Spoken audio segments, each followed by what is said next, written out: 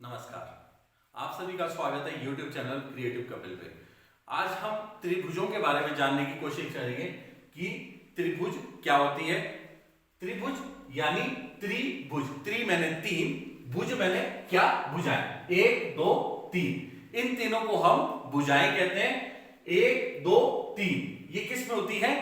त्रिभुज में होती है। तीन सरल रेखाओं से घिरी हुई आकृति को त्रिभुज कहते हैं। पर इस ऐसी आकृति को त्रिभुज नहीं कहेंगे, इसमें भी तीन भुजाएं हैं पर ये घिरी भी नहीं है, इसलिए घिरी हुई शब्द बोलना बहुत जरूरी है। सरल रेखाएं बोलना भी जरूरी है। ऐसी आकृति जो तीन सरल रेखाओं से घिरी हुई हो, तीन सरल रेखाओं से घिरी हो, ऐसी आकृति को त्रिभुज कहेंगे। इसको हम त्रिभुज नहीं कहेंगे, इसमें तीन भुजाएं हैं पर ये घिरी भी नहीं है, इसलिए इसको त्रिभुज नहीं कहेंगे। तो हमारे पास उसके बाद आता है त्रिभुज यानी ट्रायंगल। ट्राई मैंने होता है थ्री और एंगल मैंने होता है कोण। ये अंग्रेजी में इसका रूपांतरण है ट्राई एंगल। ट्राई मैंने थ्री, एंगल मैंने कोण। एक दो तीन। जिस त्रिभुज में, जिस आकृति में तीन कोण हो और वो सरल रेखाओं से घिरी हुई हो, ऐसी आकृति को ट्रायंगल कहते हैं। तो मैं इस चीज को क्यों ज्यादा जोर दे रहा हूं? क्योंकि आगे जाके जो हमने वर्गीकरण करना है या इसके भेद या इसके प्रकार जानने की कोशिश करेंगे, वो भुजाओं के आधार पे होगा या फिर एंगल के आधार पे होगा, कोणों के आधार पे होगा। तो इस चीज को हम यहीं पे ही स्टार्ट कर रहे हैं, यही समझने की कोशिश कर रहे हैं। उसके बाद हमारे पास कोई भी चीज बिना आधार के खड़ी नहीं रह सकती। कोई बिल्डिंग है, जैसे बिल्डिंग है, वो बिना आधार के नहीं वजूद नहीं हो सकता, उसका खड़ी नहीं की जा सकती। उसी प्रकार अगर ये सेट स्क्वायर है, मुझे यहां कहीं रखना है तो उसके लिए आधार चाहिए, तभी यहां टिक पाएगा। अब मैंने हाथ का आधार दिया तभी यहां टिक रही है। तो उसी प्रकार त्रिभुज में भी क्या होता है, अगर हमने एक त्रिभुज बनानी है तो उसके लिए आधार चाहिए। तो इसमें ये जो सबसे नीचे वाली भुजा होगी जिसके ऊपर ये त्रिभुज बन रही है, तो इसको क्या कहेंगे? आधार कहेंगे। इसको क्या बोलेंगे हम? आधार। और है तो ये भी भुजा है, ये भी भुजा है, ये भी भुजा है, पर इनके नाम दिए गए हैं पर। और ये साथ वाली क्या होगी? इसको तो भुजा ही कहेंगे, आधार। ये हमारे पास समकोण त्रिभुज है, तो इसमें भी ये जो नीचे वाली रेखा है इसको हम क्या कहेंगे? आधार ही कहेंगे, क्योंकि जिसके ऊपर हमारी त्रिभुज, अभी हम त्रिभुज की बात कर रहे हैं तो मैं त्रिभुज के संदर्भ में इस आधार की बात कर रहा हूं। वैसे आधार तो क्या होता है? जिसके ऊपर कोई भी चीज खड़ी होती है उसको आधार कहते हैं। अब त्रिभुजों की बात करें तो त्रिभुजों में ये जो बेस वाली लाइन है जिसके ऊपर त्रिभुज बन रही है, इस भुजा को हम क्या कहेंगे? आधार कहेंगे। और इसमें क्या कहेंगे? इस वाली भुजा को क्या कहेंगे? हम भुजा कहेंगे। साथ वाली जो संलग्न भुजाएं होती हैं उनको हम क्या कहेंगे? भुजा ही कहेंगे। और आधार पे जो कोण बनता है, ये आधार बोला था, आधार पे बना हुआ कोण क्या होता है? आधार कोण होता है। जबकि आधार रेखा के सामने वाला जो शीर्ष होता है, ये शीर्ष है इस त्रिभुज का, शीर्ष मतलब सबसे ऊपर वाला, टॉप जो ये, इसको शीर्ष कहते हैं। शीर्ष पे बना हुआ कोण ये क्या कहलाता है? शीर्ष कोण कहलाता है। शीर्ष पे बना हुआ शीर्ष कोण और आधार पे बने हुए ये दो कोण आधार पे बने हुए, तो ये क्या कहलाएंगे? आधार कोण कहलाएंगे। तो हमारे पास उसके बाद आता है हमारे पास ये त्रिभुज, हमारे पास कौन सी है? समकोण त्रिभुज। जैसे आप सेट स्क्वायर भी होगा, सेट स्क्वायर में भी क्या होता है? ये हमारे पास ये जो आकृति है इस सेट स्क्वायर की, ये कैसी है? समकोण त्रिभुज की तरह ये आकृति है। अगर ये समकोण की तरह आकृति है तो ये इस आकृति में ये नीचे वाला तो आधार कहलाएंगे, पर आधार के साथ जो रेखा 90 डिग्री का कोण बनाती है, जैसे इसमें ये देखिए ये समकोण है, देख पा रहे होंगे, ये समकोण है। समकोण मतलब 90 डिग्री का कोण। अगर इसके साथ एक रेखा और जोड़ दी जाए तो ये हमारे पास कितनी भुजाएं होंगी? तीन भुजाएं। और ये समकोण नहीं रहा, ये समकोण त्रिभुज हो गया है। तो इसके साथ वाली भुजा को क्या कहेंगे हम? जो लंब वाली है, 90 डिग्री का जो कोण बनाती है उसको लंब कहते हैं। और जो इसके समकोण के सामने वाली सबसे लंबी भुजा, समकोण त्रिभुज में सबसे लंबी भुजा ये वाली होती है, और इसको क्या कहते हैं? कर्ण कहते हैं। इसको क्या बोलेंगे? कर्ण। तो ये हमारे पास होता है कर्ण। अब हमारे पास समकोण त्रिभुज में मैंने बताया कि एक कोण 90 डिग्री का होता है, ये कोण 90 डिग्री का रहेगा।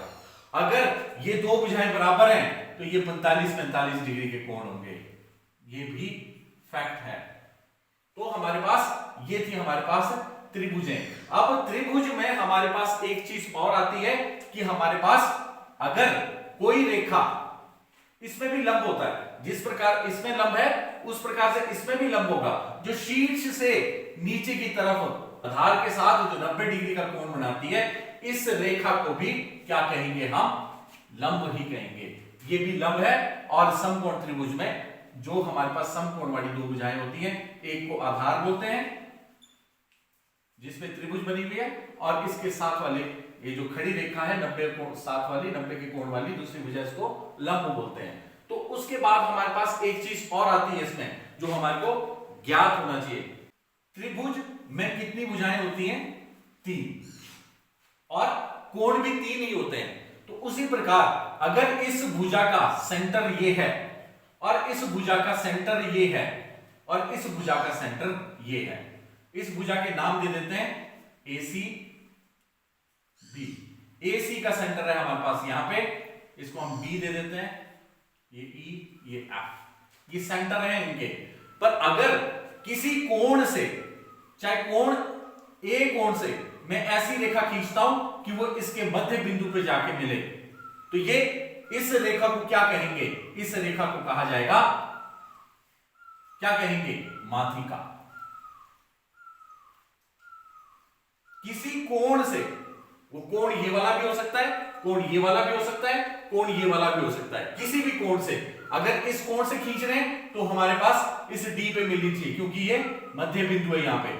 और अगर इस कोण से खींच रहे हैं, C से खींच रहे हैं, तो ये इसके सामने वाली भुजा ये है, ऐसा अगर इसके मध्य बिंदु पे जाके मिलती है तो ये भी माध्यिका होती है। कोण A से सामने वाली भुजा के मध्य बिंदु पे अगर ये रेखा मिल रही है तो इस रेखा को माध्यिका कहेंगे। तो इसकी परिभाषा क्या बनेगी, त्रिभुज के किसी कोण से, किसी भी कोण से, ये वाला भी, ये वाला भी, ये कोई भी हो सकता है, किसी भी कोण से खींची ऐसी रेखा जो सामने वाली भुजा के मध्य बिंदु पे जाके मिलती है, उसको क्या कहते हैं, माध्यिका कहते हैं।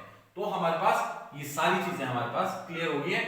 वो अगर यहां से खींचते हैं तो एक त्रिभुज में 3 माध्यिकाएं हो सकती हैं, जैसे ये वाली भी माध्यिका हो सकती है, ये भी माध्यिका हो सकती है। तो एक त्रिभुज में मैक्सिमम कितनी माध्यिकाएं हो सकती हैं, 3, और 3 से अधिक माध्यिकाएं नहीं हो सकती। त्रिभुजों को जानने के बाद हम त्रिभुजों के भेद या प्रकार या इसका वर्गीकरण कैसे किया जाता है, कैसे इसको बांटा जाता है, किस प्रकार से इनको बांटा जाता है, जानने की कोशिश करेंगे। त्रिभुजें कितने प्रकार की होती हैं, त्रिभुजों के भेद कितने हैं, या फिर वो पूछा जा सकता है कि त्रिभुजों का वर्गीकरण कैसे किया जा सकता है। तो त्रिभुजों का वर्गीकरण कैसे होता है, 2 भागों में इसको बांटा जाता है। इसका वर्गीकरण क्या है, एक है भुजाओं के आधार पे त्रिभुजें और दूसरी होती है कोणों के आधार पे त्रिभुजें, एक, और ये नंबर 2। तो भुजाओं के आधार पे और कोणों के आधार पे त्रिभुजें 3 प्रकार की होती हैं। भुजाओं के आधार पे जो त्रिभुजें होती हैं वो 3 प्रकार की कौन कौन सी होती हैं, सम बाहु त्रिभुज, या हम इसको समत्रिबाहु भी कहते हैं, समत्रिबाहु त्रिभुज। तो इसकी क्या खासियत होती है कि हमारे पास सम बाहु, मतलब कि एक भुजा ये, एक ये, एक ये कैसी आपस में सम है, बराबर है, मतलब जितनी लंबी ये है उतनी ही लंबी ये है और उतनी लंबी है।